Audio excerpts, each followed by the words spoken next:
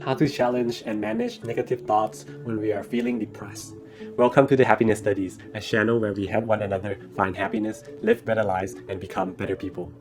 As a mental wellness coach who helps people with negative thoughts on a regular basis and someone who has experienced and overcame depression myself, today the goal is to help you learn the real and practical techniques I use in my professions as well as in my own experience in dealing with negative thoughts so that we can challenge and have more control over them than they have over us. Our thought can just be thoughts, or they can be the very thing that causes us to infinitely be stuck in our depressive cycle. Although the title of this video is aimed towards the people who are experiencing some form of depression, the same principle applies to any scenario where you need to better manage your negative thoughts. And if you're here because you want to once and for all get rid of depression, then you might want to start with the first video for full benefits. Alright, here we go. Let's get started. Challenge your negative thoughts. So now that I have the privilege to look back at my depression, what I realized to be one of the main causes of my depression is the fact that I was only looking at life half empty.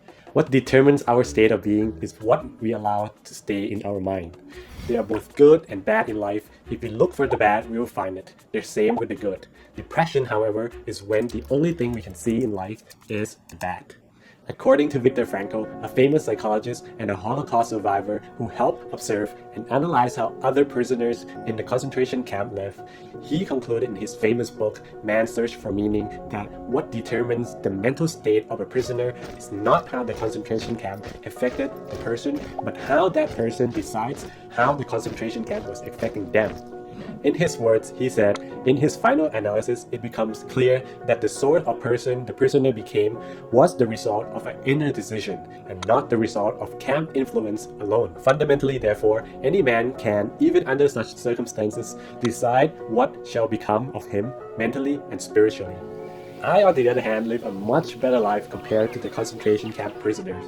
Yet, when I was depressed, my inner decision and my inner eyes were only fixed on what is wrong with my life. I was bitter with life and everything that has led me up to it. I felt the world was unfair. I felt betrayed by life. I felt that all the effort that I put in did not amount to anything worthwhile. In a way, I was stuck in my own bitterness of life, which I could not and would not accept. Thus, chained me from moving on and beginning anew. When I look at life this way, I felt at the time that there wasn't anything much for me to live for, nor is there anything I can do to change the situation. I felt stuck, hopeless, and discouraged. It felt so much easier just to give it all up and just end it all. So what's changed? What has rescued my sinking ship? Well, it's the same point made by Viktor Frankl in the beginning that I have just told you about. It seemed luck was on my side, and I stumbled upon one of Tony Robbins' video that has made clear how depression is about what you decide to focus on. Tony compared our mind to a camera. If it only focuses on the negative and what is wrong in life, then the image we have of life would only be miserable even if we have thousands of other things that are going right for us. Similarly, even if there are many aspects in our life that are not going right, but if our mind is focused on what is working, how grateful we are for what we have, and the possibility of what could be, then we would still allow ourselves to feel great about life. Here, the important lesson I learned is that I was depressed not because of life, but because what I choose to focus on in life. With this realization, I started to challenge my negative thoughts, which for the longest time has occupied my mind. Slowly but surely, I could feel my depression significantly decrease and I was feeling more alive and hopeful about life. And here is how I did it. Gratitude exercise. One of the first practical solutions that helped me get out of my depression is the gratitude exercise.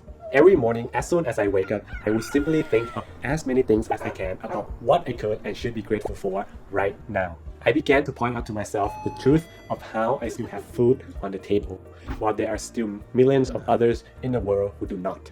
I was fortunate enough to be born alive and healthy. I received an education, a privilege many could only dream of. I have a supportive family who has raised me with love and care. With all that is going right for me, it makes me wonder, why am I being depressed? Should I even be depressed when compared to others who might be having it a lot worse than me? Is it true that my life is all bad? Is it true that I can't do anything to change or improve my situation? Am I jumping to conclusion about how my life is already doomed even though I have so much more to live for? Am I looking at life half empty? I think when we sincerely and objectively ask ourselves these questions, what we might be surprised is how life might not be as bad as our mind makes it to be. Here, the gratitude exercise is a simple yet effective daily practice that has transformed my negative view of life and helped my mind to see life more objectively and positively. The second tool, which I often use in my profession, is CBT, or Cognitive Behavioral Therapy. The part of CBT which I would like us to focus on are the thinking traps. There are 10 thinking traps in CBT. Let's quickly go through all of them. 1. All or nothing thinking. 2. Overgeneralizing. 3. Filtering out the positive. 4. Mind reading. 5. Catastrophizing. 6. Emotional reasoning. 7. Labeling. 8. Fortune telling. 9. Personalization. 10. Unreal ideal. These are pretty self-explanatory on their own. However, let's go over a few. All or nothing thinking, or black and white thinking, is seeing things in the extreme, or as either black or white and nothing else in between. This is what depression is. When everything we see in life is negative, then we fall into the all or nothing traps. Judging ourselves unfairly. Many times we become depressed, not so much because life is bad to us, but that we are just really bad to ourselves. We are so overly critical of ourselves that we don't need life to put us down because we are already down. It is when our mind said to us, "You are not good enough. You will never be able to do anything. You are not worthy of anything or anyone's love," and on and on. Jumping to conclusions. Have you ever been so certain that someone actually hates you and they don't want to talk to you, but then you later found out that it was all in your head? Well, that's jumping into conclusion. We make false assumptions about reality and we take it as though it is real when it is not. These thinking traps help us to identify within ourselves if any of our current and past thoughts fall within any of these traps. And if they do, perhaps we can start taking our stance and challenge them. And as we reflect and become more and more familiarized with these thinking traps, they can also help us to prevent future thinking traps whenever they spring up before they snowball and take over our life. The third tool, which has tremendously helped me to recenter my life from my own depressive thoughts, is the practice of mindfulness. Viktor Frankl said, "Between stimulus and response, there is a space, and in that space is our power to choose our response. In our response lies our growth and our freedom." The goal of practicing mindfulness here is exactly that, to put a space between you and your thoughts. Depression is when our normal path of thinking often leads us back to negativity. Mindfulness is how we can rewire our neural path so that it doesn't. Typically, our thoughts carry us away to brood about the past or worry about the future. It takes us to the worst place we never intended to go. By learning to be more mindful and self-aware, we can start noticing our train of thoughts whenever it takes us on a negative journey or when we start to become a bad companion towards ourselves. And whenever we see ourselves falling into our own thinking traps, we could choose to make the inner decision to stop and not follow them. The more we repeat this process, the better we are at cutting these negative thoughts short, and the more our negative thoughts start to lose power over us as we begin to have more control over them. One important piece of advice here is not to force your mind to not think of any negative thoughts. Don't think of negative thoughts, don't think of negative thoughts, don't think of negative thoughts, don't think of negative thoughts.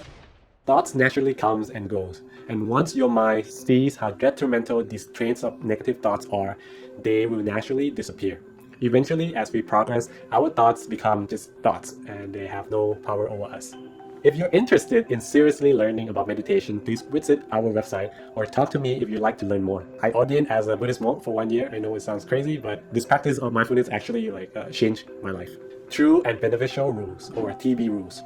No, this is not TB like tuberculosis rules. No, not like that. T stands for true and B stands for beneficial. This is an easy rule of thumb to help you filter through your thoughts so that you know which you should keep and which you should just throw away. Let's take an example. Well, I'm laying in bed and then my train of thoughts start to take me places and it starts to say, "You sucked. You will never achieve or succeed in anything in life. You fail and you will fail again." Whoa, okay, that was really aggressive and mean. Well, the first step in the TB rules is to ask ourselves, is it actually true? Okay, maybe it is true, I have failed before, but failing doesn't necessarily mean I will fail 100% again. In fact, I might actually have less chance of failing next time. But okay, let's say there is some truth to it. Then let's go to the next question, which is it beneficial? Well, the answer is pretty clear for this one. It is not. By taking such thoughts personally, it will only derail me from my goals and suck my self-esteem dry. So this particular train of thoughts failed the TB test because it is not beneficial to my life.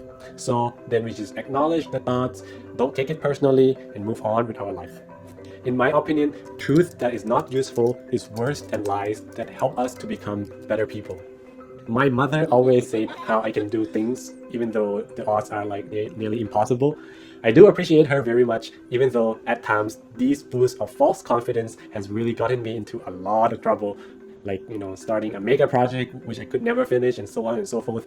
But at least her words have helped me on many occasions where encouragement, cheerleading, and downright white lies were the little extra push I need to do what I thought was impossible. Conclusion.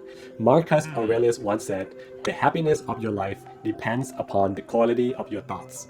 Therefore, guard accordingly, and take care that you entertain no notion unsuitable to virtue and reasonable nature." Depression is about what you allow to occupy in your mind. There are always things in life that we could be depressed about if we look for it, and similarly, there are always things in life that we could and should be grateful for if we look for it.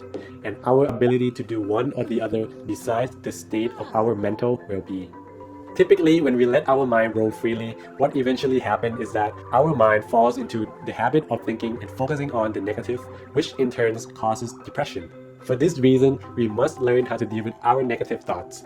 And to do that, I have suggested here 4 practices to help us challenge our negative thoughts and shift our state of mind from negativity to objectivity and positivity.